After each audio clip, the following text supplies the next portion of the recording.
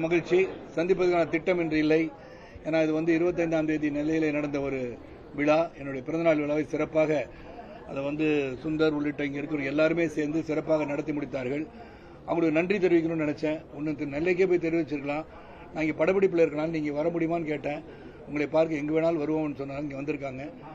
வந்தது ரொம்ப ரொம்ப மகிழ்ச்சி. மீண்டும் ஒருவரை இந்த ஊடகத்தின் சார்பாக தமிழக மக்களுக்கு எனக்கு ஒரு விழா எடுத்தவருக்கு நன்றி சொல்லணும்னு நினைச்சேன். அது ரொம்ப மகிழ்ச்சிகரமாக இன்னைக்கு நன்றி சொல்லி முடிச்சிருக்கேன். இந்த நன்றி தொடரும். பல நிகழ்ச்சிகள் பண்ணாலும் நன்றி சொல்ல கடமைப்பட்டவன் நான். அதனால இங்கே வந்திருக்கேன். அதுதான் இன்றைய நிகழ்ச்சி. இல்லை, பச்சை குத்திக்க சொல்லலை. நான் பச்சை குத்திக்கிட்டால் நல்லா இருக்கும்னு சொல்லி பல கருத்துக்களுக்கு செவி சாய்த்து பண்ணலாம் அப்படின்னு சொன்னேன். நாட்டாமை குடும்பம்னு சொல்லும்போது நாங்கள் அதை வலியுறுத்தி சொல்ல வேண்டும் நினைக்கிறோம் அப்படின்னு சொன்னாங்க. எப்படி பண்ணலான்னு சொன்னபோது இந்த மாதிரி செய்தா இல்லை என்னன்னு கேட்டாங்க. ஏன்னா இது யாரும் சொல்லி நான் குத்திக்கிறேன். எனக்கு பற்று இருந்தது, தேசப்பற்று இருந்தது, நான் குத்திக்கிட்டேன். அதே மாதிரி உங்கள் மேலே பற்று இருக்க நாங்கள் பண்ணுறோம் அப்படின்னு சொன்னாங்க. சரி பண்ணலாமேன்னு சொன்னேன். அது நான் தடை போடவில்லை. அதுவும் மருத்துவ பரிசோதனை செய்து கொண்டு செய்யுங்க. அதுவும் கிளீனாக பண்ணுறவங்க பண்ணுறாங்களான்னு பாருங்கள். ஒவ்வொருத்தருக்கும் ஒரு தனி யூஸை பயன்படுத்துகிறான்னு பாருங்கள். ஹைஜீனிக்காக பண்ணுறவங்கள்ட்ட பண்ணிக்கோங்க. கட்டாயமே கிடையாது. அவர் ஒரு ஆளுக்கு போகிறதுக்கே அரை மணி நேரம் ஆச்சுன்னா இங்கே இருக்கிற 150 பேருக்கு நீங்கள் யாராவது முடிக்க முடியாது. செய்யணும்னு நினச்சா பண்ணுங்கள். It shows solidarity of friendship and longevity with me. இவ்வளோ எல்லாரும் பயணிச்சிருக்கான கிட்டத்தட்ட இங்கே இருக்கிறவங்க எல்லாருமே 30 ஆண்டுகளை கடந்தவர்கள் தான். அவங்க குடும்பம் எல்லாமே என் கூட பயணித்தவர்கள். நான் அவங்களுக்கு கடமைப்பட்டிருக்கேன், அவங்க எனக்கு கடமைப்பட்டிருக்காங்க. அந்த மாதிரி வாழ்ந்திருக்கோம். அது தொடர்ந்து இப்படி தான் இருக்கணும்னு நினைக்கிறோம். அவங்க சொன்ன கருத்துக்கு செவி சாய்த்து செய்திகளான்னு செய்து கொடுக்குறேன். 40 வருஷமா அவங்க பயணிக்கிறாங்க. அரசியல் ரீதியா நீங்க ஒரு பெரிய வெற்றி பெறணுங்கிற ஒரு ஆசையில அவங்க இருந்தாங்க, எண்ணத்துல இருக்காங்க. இப்ப பாஜகல உங்களுக்கு சரியான பொறுப்பு வழங்கப்பட்டிருக்கா? அதுல இவங்க என்ன வழங்கப்பட்டிருக்கா இல்லைங்கிறதா நீங்க அப்படி கேள்வி அப்படி கேளுங்க. எப்படி கேள்வி கேட்கணும்னா, உங்களுக்கு பாஜக பொறுப்பு வழங்கப்படவில்லையே, அதை பற்றி நீங்க என்ன நினைக்கிறீங்க கேட்டா அது கேள்வி. தேர்தலுக்கு முன்னாடியும் இதே கேள்வி வைக்கும் பொழுது தேர்தலுக்கு பிறகு பார்க்கலாம்னு சொல்லிருந்தீங்க. கரெக்ட். தேர்தலும் முடிஞ்சிட்டு, ஆமா, தலைமையெல்லாம் மாறிட்டு, ஆமா, தலைமை மாறிடுச்சு, தேர்தல் முடிஞ்சிருச்சு. இப்ப பாராளுமன்ற ஏன் முடியல, எந்த மாற்றமும் கிடையாதுங்க. உறுதியா இருக்கிறவனா. அதாவது என்னை பொறுத்த வரைக்கும் பாராளுமன்ற முடிஞ்ச பிறகு முடிவெடுப்பாங்கன்னு சொன்னாங்க. நேற்று கூட நான் உள்துறை அமைச்சர் வரும்போது வரவேற்பு நிகழ்ச்சி சென்றிருந்தேன். அவங்க சொல்லும்போது கண்டிப்பாக இன்னொரு விரைவாக அது முடிவுகள் எடுக்கப்படும் சொன்னாங்க. அதுக்காக காத்திருக்கேன். என்னை பொறுத்த வரைக்கும் நான் பலமுறை சொல்லிட்டு அதுக்காக பதவி வேண்டாம் என்று சொல்பவன் நான் அல்ல. பதவிக்காக நான் போய் எங்கேயுமே சேரல. அது யாரை வேணா கேட்டுக்கலாம். இதுக்காக போயிருக்காரு, அள்ளி கொடுத்துட்டாங்க, அதுக்காக போயிருக்காரு. இப்போ கேளுங்க, யாராச்சும் ஒருத்தர் சொல்கிறாங்களா கேளுங்க, அப்படி பண்ணாங்களா போய் கேளுங்க. கேட்டால் தெரியும், உண்மை தெரியும். போல்டு ஸ்டார்ட் நேராகவே கேட்டுக்கிறேன்னு போய் கேளுங்க. ஏதாச்சும் பெற்றுக்கொண்டு சென்றாரா, பெறாமல் சென்றாரா, என்ன சொல்லி போனார் போய் பாருங்க.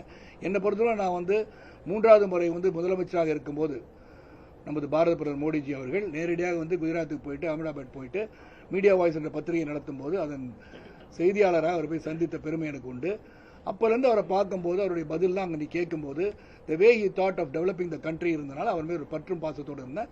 அது தொடரட்டும் சொல்லி தேசிய நீரோட்டம் நாம் சிணைந்தால் சிறப்பாக செயல்பட முடியும். தேச ஒற்றுமைக்காக பாடுபடும் போது ஒரு தேசிய நீரோட்டத்தில் போய் சேரலாம்னு நினைச்சேன்.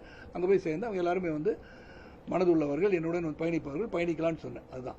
ஸோ அந்த பதவி கொடுத்தாதான் அங்கே செயல்படும் நான் சொல்ல நான் உறுதியாக இருக்கேன். அது நல்லது நடக்கும்னா தேச ஒற்றுமை ரொம்ப ரொம்ப முக்கியம். நான் மேலே கூட சில பதிவுகள்லாம் செஞ்சுருந்தேன். இப்போ சில உலகளவில் பாரத பிரதமர் மோடி அவர்கள் ஒரு பெரிய அளவில் உலகளவில் போற்றப்படுகின்ற முதன்மை தலைவராக இருக்கும்போது, நாடு உயர்ந்து கொண்டே இருக்கும்போது, 4வது இடத்து 3வது இடத்துக்கு பொருளாதார அடிப்படையில் நாம் உயர்கின்ற சூழல் இருக்கும்போது அதை வெளிநாட்டில் இருக்கவங்கலாம் பார்த்துட்டு தான் இருக்காங்க. அது எப்படி குலைக்க முடியும், எப்படி சீர்குலைக்கலாம் என்னபவர்கள் இருப்பாங்க. ஆனால் வெளிநாட்டு சதிக்கு நாம் செவிசாய்த்து நான் அது உணர்ந்து அதுக்கு உள்ள போய் மாட்டிக்க கூடாதுன்னு சொல்லியிருக்காங்க. சமீபத்தில் நடந்த உங்களுடைய பிறந்தநாள் விழா பிரமாண்டமாக திருநெல்வேலியில் நடந்தது. இப்போ அதனை தொடர்ந்து இப்போ நிர்வாகிகளுக்கு நீங்க பாராட்டு விழா, இதை பார்க்கிறப்ப மறுபடியும் சரத்குமார் அவர்கள் பிஜேபியிலிருந்து வெளியே வந்து சமத்துவ மக்கள் கட்சியை உயிர்ப்பிக்க போறார் அப்படிங்கிற ஒரு கேள்வி வருது. அதை எப்படி பார்க்கலாம்? ஃபியூச்சர்ல சமத்துவ மக்கள் கட்சி மறுபடியும் வருமா? இல்லை, சமத்துவ மக்கள் கட்சி மறுபடியும் ஸ்டார்ட் பண்ணுறேன்ற எண்ணம்லாம் எனக்கு கிடையாது. நான் என்னை பொறுத்த வரைக்கும் 2.5 வருஷம் ஆச்சு. 2.5 years நம்ம இணைந்தோன்னா மார்ச் சேர்ந்தோமா, மார்ச் டு மார்ச் 2 years ஆச்சு. ஏப்ரல், மே, ஜூன், ஜூலை 2 வருடம் 4 மாதம் ஆயிடுச்சு. 2.5 மாதம் ஆகுது, 2.5 வருஷம் ஆகுது. என்னை பொறுத்த வரைக்கும் நம்மளுடைய ஆதங்கங்கள் இங்கே இருக்கிறவங்க எல்லாருக்குமே ஒரு ஆதங்கம் உண்டு. என்ன நம்மளுக்கு பொறுப்பு இல்லை. ஆனால் எல்லாருக்கும் பொறுப்பு வாங்கி கொடுத்துருக்கேன். ஸோ எனக்கு பொறுப்பு வாங்கினேன்னு இல்லையே, என் கூட பயணிப்பவர்கள் அனைவரும் பொறுப்பில் தான் இருக்காங்க இன்றைக்கி. அதனால் பொறுத்தால் பூமி ஆழ்வான்னு சொல்கிறோம். எந்த பூமியை நான் ஆள போகிறேன்னு எனக்கே தெரியாது. அது கடவுள் என்ன சொன்னாலே destiny brings people together, we are find பர்பஸ்னு. ஸோ எது எப்போ நடக்கும்னு எனக்கு தெரியாது. நான் வந்து பொறுமையாக தான் காத்துட்ருக்கேன். அவங்களுக்கு என்னுடைய செயல், என்னுடைய திறன், அறிவு, ஆற்றல், திறமை எல்லாமே அவங்களுக்கு தெரியும். அந்த அறிவு, ஆற்றல், திறமையை நான் பயன்படுத்த வேண்டும் எண்ணம் அவங்களுக்கு இருந்தாலும் அது காலதாமதம் ஆகிறது என்று எல்லாருக்கும் தெரியுது. அது விரைவில் நடக்கும் என்று எதிர்பார்க்கிறேன். நடக்காத போது உங்கள் கேள்விக்கு நான் உங்களை அழைத்து பதில் சொல்கின்ற இடத்தில் இருக்கிறேன் என்று உங்களுக்கும் தெரியும். ஒருவேளை பொறுப்பை மீறும் பட்சத்தில் அண்ணாமலை மாதிரி புதுசாக ஒரு இயக்கம் ஆரம்பிக்கிறது. அண்ணாமலை இயக்கம் ஆரம்பிச்சிருக்காரு எனக்கு தெரியாதுங்க. இல்ல நம்ம பொறுப்பை மீறும் பட்சத்தில் சரத்குமார் அவர் இயக்கம் ஆரம்பிச்சிருக்காரா இல்லாட்டி கட்சி ஆரம்பிச்சிருக்காரா? கட்சியை அனௌன்ஸ் பண்ணுங்க. அப்போ இயக்கம் ஆரம்பிச்சிருக்கார். பொதுநலம் செய்யணும். அந்த பொதுநலம் நம்ம செஞ்சுட்டே தான் இருக்கோம். அது வந்து தொடர்ந்து செஞ்சுட்டு தான் இருக்கும். பொதுநல சேவையில் எல்லாருமே இருக்கும். நீங்கள் போதை தவிர்க்க வேண்டும் என்று சொல்லி எல்லாருமே போய் இங்கே பார்த்தோம் அவங்க குத்திருக்கோம். நான் என்றைக்கோ சொல்லிட்டேன்.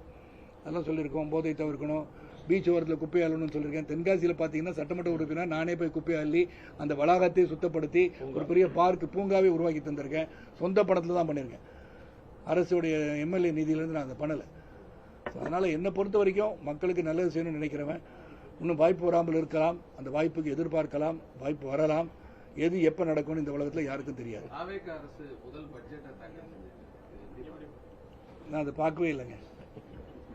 ஏன்னா அதில் வந்து அதை பற்றி சொல்லணும்னு நினச்சா நான் வந்து பேசிக்காக நான் வந்து ஒரு பொறுப்பு கொடுத்த பிறகு நம்ம அரசியல் ரொம்ப தீவிரமாக பேசலான்னு பார்த்தேன். பட் ஆன் த பேப்பர் பார்க்கும்போது இன்னும் எதிர்பார்ப்புகள் எல்லாம் அதிகமாக இருந்தது. அந்த எதிர்பார்ப்புகள் இல்லை என்று மட்டும் தற்காலினால் சொல்ல முடியும். 2019 அதிமுக கூட்டணியில ஒரு தனி கட்சியா நீங்க செயல்பட்டு இருந்தீங்க. அதன் பிறகு 2021 எடப்பாடி பழனிசாமி உங்களை அரவணைக்காமல் இருந்திருக்காருன்னு கொஞ்ச நேரத்துக்கு முன்னாடி நத்தம் விஸ்வநாதன், எஸ்பி வேலுமணி வந்து ஒரு குற்றச்சாட்டா உங்க பேரை பதிவு செஞ்சு அதுல கொடுத்திருக்காங்க. ஆமா, இப்ப கொஞ்ச நேரத்துக்கு முன்னாடி 2021 தேர்தலுக்கு உங்களை போன்ற சில கட்சிகளை அரவணைக்காமல் இருந்ததுதான் தோல்விக்கு காரணம்னு குற்றச்சாட்டா முன் வச்சிருக்காங்க. உங்களுடைய கருத்து? அதாவது அவங்க அப்படி சொல்றது அவங்களுடைய எண்ணத்தில், அதாவது 1996ஆம் ஆண்டு கொஞ்சம் போயிடுறோம் உங்க கேள்விக்கு பதில் சொல்றதுக்கு முன்னாடி. 96ஆம் ஆண்டு வந்து அன்பு சகோதரர் ரஜினிகாந்த் அவர்கள், நான், மூப்பனார்ஜி எல்லாருமே உட்காந்து பேசிட்டு இருக்கும்போது ஒரு மாற்றம் வரணும்னு நினைச்சோம். அப்போ பயணிக்கும் போது கடைசியில் வந்து என்ன பண்ணோம்னா திராவிட முன்னேற்ற கழகம் டிஎம்சியை சப்போர்ட் பண்ணுவோன்னு சொன்னோன்னே நான் வந்து 40 நாட்கள் பயணித்தேன் அதில். அப்போ நான் நினச்சிருந்தேன் கட்சி அன்றைக்கி ஆரம்பிச்சிருக்கணும். உங்களை போல் சகோதரர்களும் எனக்கு வந்து அறிவுரை சொல்லியிருந்தீங்கன்னா அன்றைக்கே கட்சி ஆரம்பித்து ஒரு 30-40 சீட்டு கேட்டு நிச்சயமாக கொடுத்துருப்பாங்க. அன்றைக்கி ஒரு இடம் ஜெயிச்சிருக்கலாம். அன்றைக்கி அந்த எண்ணமே எனக்கு கிடையாது. இன்னைக்கு நினைச்சது ஒரு தவறு என்று தெரிகிறது. அந்த தவறை சுட்டி காட்டுகின்ற பொறுப்பு எனக்கு இருக்கு. எனக்கு ஒரு பாப்புலாரிட்டி இருக்கு. அந்த பாப்புலாரிட்டி சரிவர பயன்படுத்தணும்னு சொன்னோன்னே 40 நாள் பயணிச்சு எல்லாம் பண்ணேன். ஸோ அந்த பயணத்திலே நான் இருந்துட்டு இருந்தேன். என்னை பொறுத்த வரைக்கும் என்னுடைய அறிவு, ஆற்றல், திறமையை வந்து புரட்சி தலைவர்களுக்கு தெரியும். அப்படி பார்த்தீங்கன்னா 1996ஆம் ஆண்டு அவங்களை எதிர்த்து பிரச்சாரம் செய்த எனக்கு நான் வந்து கட்சி துவங்கிய பிறகு 2 இடம் கொடுத்து போய் நில்லுங்கன்னு சொன்னா எந்த அளவுக்கு என்னுடைய மதிப்பும் மரியாதையும் அறிவும் ஆற்றலும் போற்றப்பட்டிருக்கு என்பது மட்டும் உணரணும். இந்த நீங்க கேட்ட கேள்விக்கு பதில் அதில் அடங்கியிருக்கு. ஓகே, சாப்பிட்டு போங்க பஸ்.